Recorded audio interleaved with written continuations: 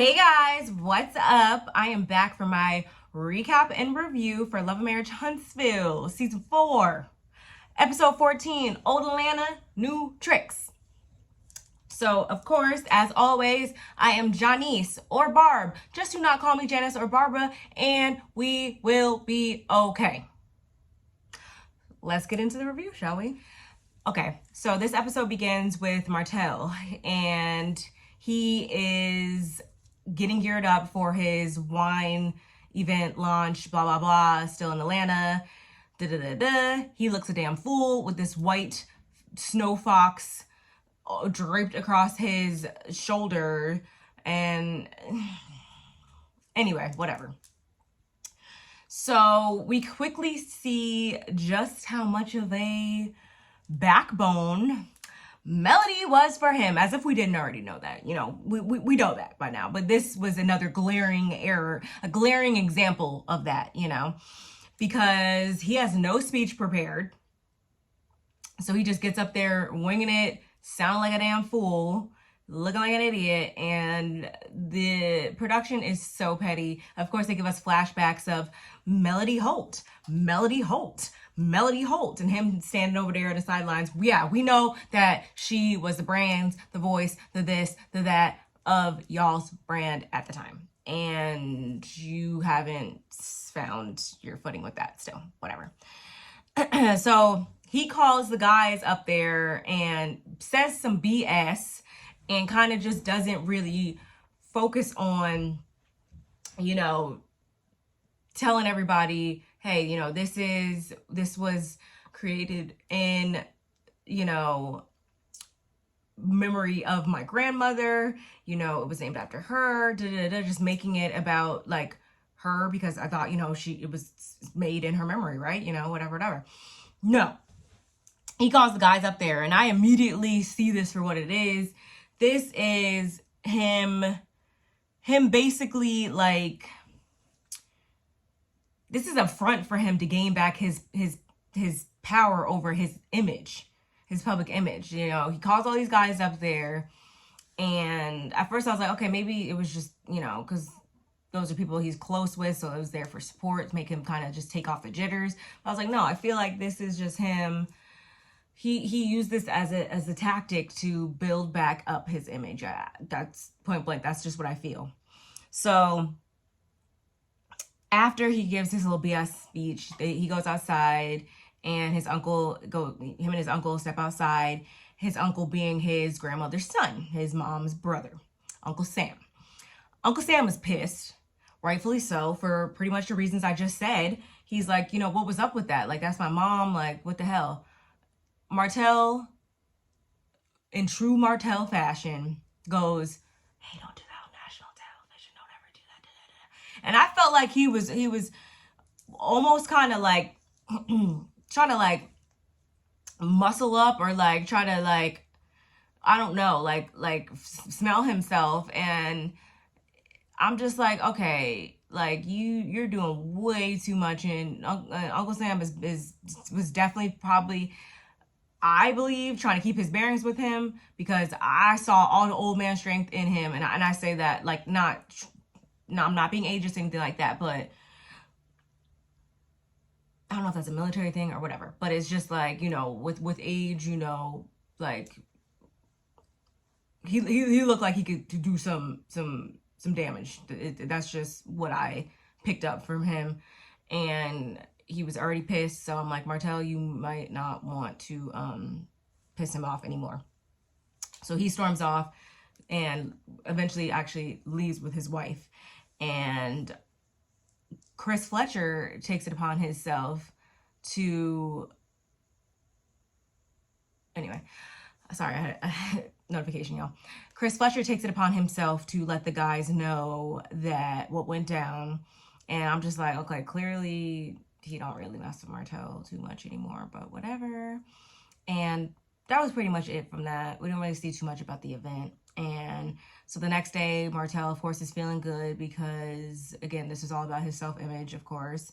And back in Huntsville, Lou had already taken off to go back a day early because he had found out, unfortunately, that he had a death in his family, so he went back to be with his family. Excuse me. And of course, he's sitting down with Tiffany. She asks about his trip, and he goes, yeah, long days, long nights. And I'm just like, well, that smile, okay, whatever. Anyway, I'm like, I don't know if Lou tries to act like he doesn't try to be like down with the get down with them and their foolishness, but I really do low-key think that he kind of does try to be like that. And he tells her how, you know, they went to Rage Room, and she's like, oh, like, were you smashed up and stuff like that? And basically lets her know that his motivation when he was in there was, you know, this sexual deprivation frustration. And she's like, okay, I was unaware that it was to this point. And at this point, I'm like, okay, I can see both sides. I really can. I'm like, he's, you know, super frustrated apparently. And then she's also taken aback. So they're both justified, in my opinion, for how they feel at this point. But I'm just like, Tiffany, in her opinion, has been doing everything she needs to do. It's not like they're having no sex at all. I don't think, and Lou, he hasn't said that they haven't been having no sex at all either. So it's like, okay, you guys are having sex. So it's like, okay, if you're expecting her to drop everything and be available for you multiple times a day, I feel like that's a bit excessive. And then on the contrary, it's like, Tiffany, you know, you're taking it back right now, but it's like, okay, I also have issues with people that don't listen to their spouse, significant other until like the problem gets out of proportion and to a breaking point.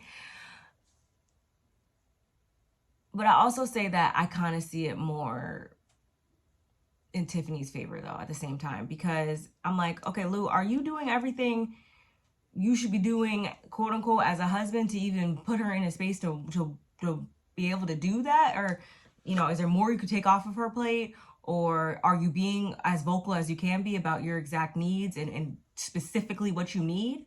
Because she even asked him, like, okay, what can I do? Like, what can we do? Like, yeah, meaning, like, do we need to pencil this shit in? Do we need to change up the set? Like, what is it? And he didn't really give her a specific response to what, you know, he needs or whatever. So I'm just kind of like, are you doing this for a storyline? Like, what is it? But anyway, so that was really pretty much what we got from there. I think he also said something along the lines of like, okay, is this a duty or a privilege? And I was just like, again, what exactly do you want? And don't say that no more. But anyway, over with Kimmy, Maurice is back, and they also speak about the trip. He says he had a good time, and this is where I kind of am like, Kimmy, you're really doing it this season, because she makes a joke about, you know, did they all get their stories in sync, you know, because last time, if you've watched last season and the blogs and this and that, you'll know that the last Atlanta trip, this person said this person said that. It was a lot of he said, she said, and it was all madness. So I'm like, why would you ask that, Kimmy, unless like, I guess maybe she tried to come off like, haha, kind of jokey, or like, you know, she wasn't seriously prying. But I'm like, the whole time they were gone, you and Tisha just sat there with the same front about like acting like you guys didn't really care, that you guys trusted your husbands, but we could see right through that. And in this moment, I was doing the same thing. I saw right through what she was saying, because I'm like, you wouldn't even like that. Wouldn't the old secure Kimmy or whatever, and I don't mean secure in yourself, but secure in your marriage and your husband, that he's not cheating and all that, like, wouldn't have even asked that. I feel like, you know, she wouldn't even said that to be funny or to not be funny. That wouldn't even came up. Okay, so I thought that was bizarre. And at the same time, we see Tisha and Marcel having the same conversation, because he's back as well. And during this conversation, Marcel lets Tisha know, you know, she says something again with that same like like, no, you know you're fishing. And he lets her know it was mostly women there. And then back with Kimmy and Maurice, he tells her about the original Mel comment, like a Mel 1.0 and 2.0, whatever. And I'm just like, because we know that I feel like, feel most comfortable and safest when the focus is not on them, their problems, and what's going on with, them, and more so they feel comfortable when the focus is on the other couples. That's how I feel. And Kimmy just doesn't look amused throughout this entire conversation. Tisha's shirt says, "I am enough," which I found to be very comical given the nature of this conversation. And yeah, it just speaks volumes completely. I'm just like, the whole time, I'm like, Kimmy, your slip is showing, ma'am. And Maurice at the same time is saying a lot, but nothing at all. Nothing at all. And at one point, he said, married people have less sex. Was that? Yeah, that was Maurice. And I get where he was trying to go with that. I think how I translate that is like, you're just not as available as you could be, as you used to be when you were just dating someone or, single, whatever. However, I do believe, just like with anything in life, if you guys want to have more sex, if that's something super important, if that's lacking or whatever, you make that happen, because I think we can all agree that that is something that's important in most relationships to most people, I guess. So I see where you're going with that, but that's not a very black and white statement. And then Marceau, he gave the quote of saying, I wouldn't be in a sexless marriage. And I'm like, okay, yeah, that's seemingly true on the surface or whatever, okay. But at the same time, it's like, how do you rectify that? What do you do about that? And at this point,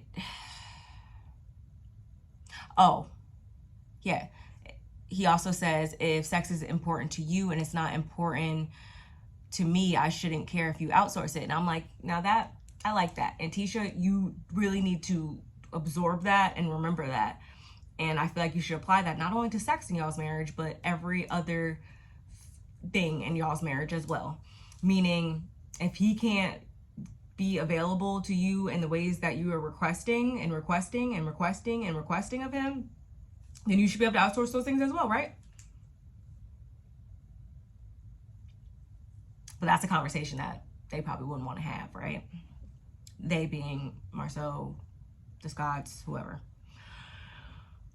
And then at this point, Marceau begins to play in Tisha's face. And she begins to say, like, as a wife and as a mother, there's a lot of responsibilities. And, he's like, well, you don't think it's hard being a husband? We gotta work, we gotta hang out with friends, we gotta go to the bar, we gotta go home, we gotta do this, we gotta do that. And all I'm thinking is, okay, like, but she's supposed to know everything that you want, give it, and then also give it to you, and be all of these things, but then you can't reciprocate that energy. But then by what you just said, she's allowed to outsource it though, right? If I was Tisha, I'd be playing verbal gymnastics right with his ass. But anyway. And I'm just like, a woman, a man, anybody, like, anybody's main priority shouldn't just be to the other person or sex or whatever. Like, it should be, you owe yourself being a main priority. But anyway, so next we see Tisha having a therapy session with a solo therapy session with Dr. Francis.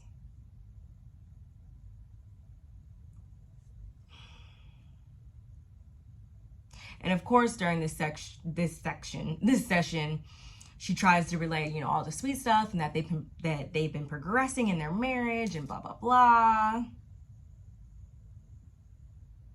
But then the vacation to Africa comes up.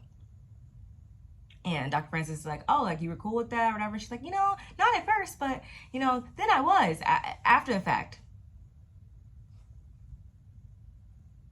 ma'am. So then, of course, Dr. Francis is like, why didn't he take you? Tisha says, oh, because I had to take care of things at home. So he can prioritize his mental health and needing a break and all these things. And you just by default are the one that's supposed to handle, you know, the house and this and that or whatever after. But didn't you guys prove that, hasn't it been proved that, you know, both of you guys play a role in making sure the house is functioning properly? So why does he, like, do you not get a break, Tisha? I'm pretty sure you want a break too. You want to get away too. And you even said that this was a trip that you guys were all supposed to take or whatever. So it's just like, who are you fooling, Tisha? Because it ain't us. And it damn sure ain't yourself, because your face be cracking. Damn. And Dr. Francis' face was also like, this whole time, like, and, you know, he's really trying to break it down for her. Like, dang, bless his heart.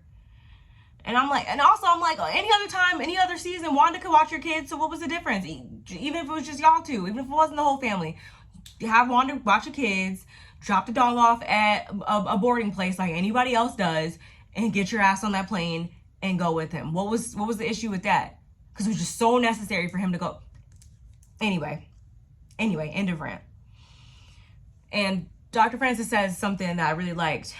He says, last minute behavior is not the same as last minute thinking. And I couldn't agree to that more, because she's trying to make it seem as though like, oh, like this just popped up and he just went, and, you know, I was supportive of that because it's just spur of the moment. Like, no, it wasn't. You don't just spur of the moment, okay, I'm going to go to Africa.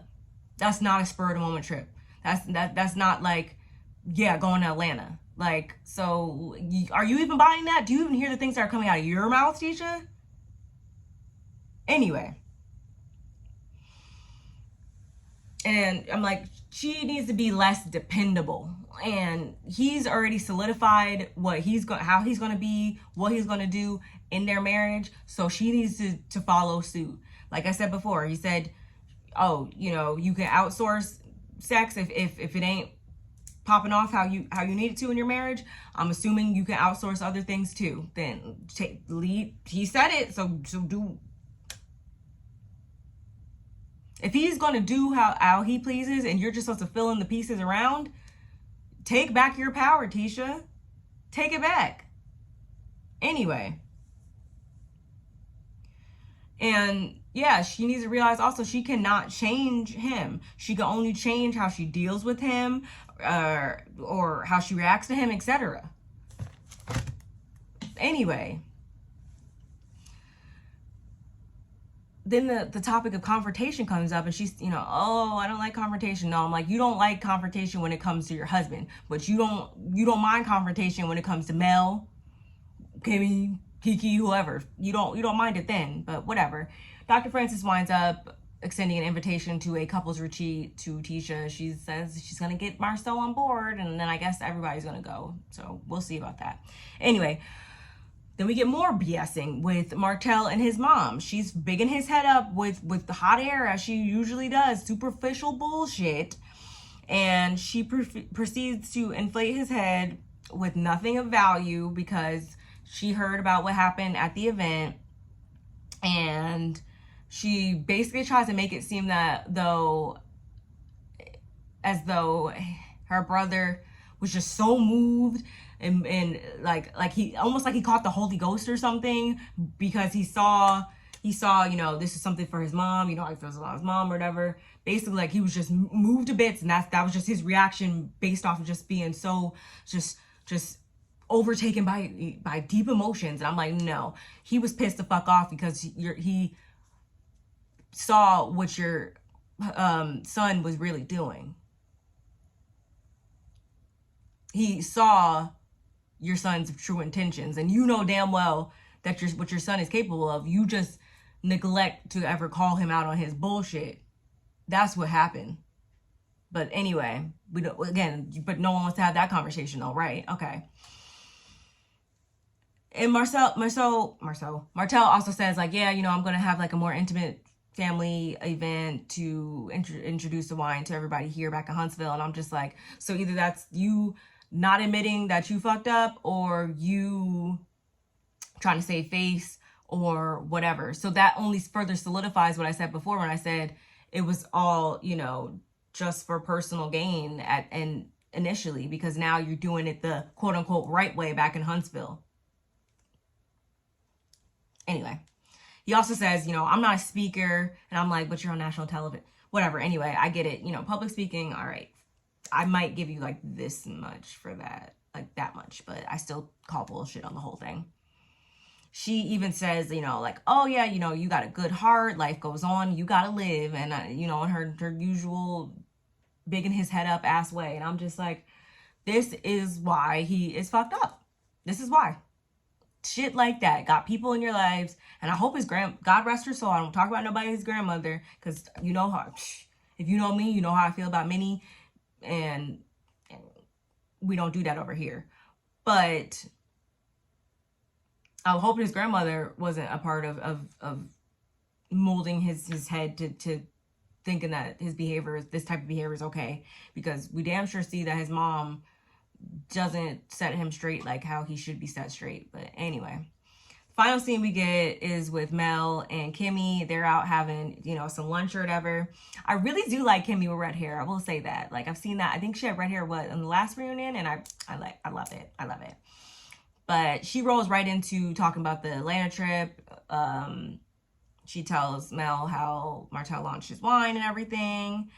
And at the same time, Mel asks her, like, you know, basically like, hey girl, so when your husband says that he's going out of town with Martell, that don't make you think or feel no kind of way, you know, based on the history and the past and stuff like that. And I kind of was like, Mel, why'd you ask that? Or why did you ask that?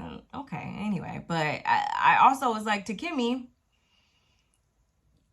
she, you know, tries to say, you know, like, trust my husband to take a guy's trip. And, you know, Mel just thinks that everybody's out here cheating. Everybody out here is not out here cheating. But I'm like, okay, but why were you plugging him for information going so hard when he came back, asking him questions that alluded to, like, you know, someone who would be doing that would be cheating? Like, make it make sense, because it's not.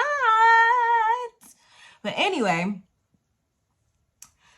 Kimmy also shares what happened at the wine event, and Mel clued right in on what uncle it would be, because she probably knows the history and stuff like that. And I was like, that's telling enough. And she clearly knows her ex-husband, and I thought that was funny. Then somehow Melnika is brought up, and we find out that she was actually Melody and Martell's original wedding planner, who quit like a week or two before the wedding. And it was based on I guess a three-way phone conversation that they had, where I guess she just went off talking about, you know, Martell's a cheater, and he was trying to get her assistant's number or something like that. And back then, Mel being 22 or whatever, being young and I guess naive, she didn't really take it for what it was. She didn't really think it was true. And then now she's like, you know, at 36, it'll be a different story. I'm like, yep, so you've always been an ain't shit ass. Anyway, and I don't know. So the jury's still out on Melnika. I don't know. But y'all, this episode definitely riled up my feathers, as you've seen. But it was you know. I really am okay. I'd be okay if, what is it? I hope next week is like the mid-season like finale or something like that, because I need a little break from this for a little bit, because it'd just be too much. But y'all, let me know what you think of my recap and review. Let me know everything in those comments. Don't forget to like and subscribe. Hit that notifications bell on your way out, and I will see you guys in the next one. All right, bye.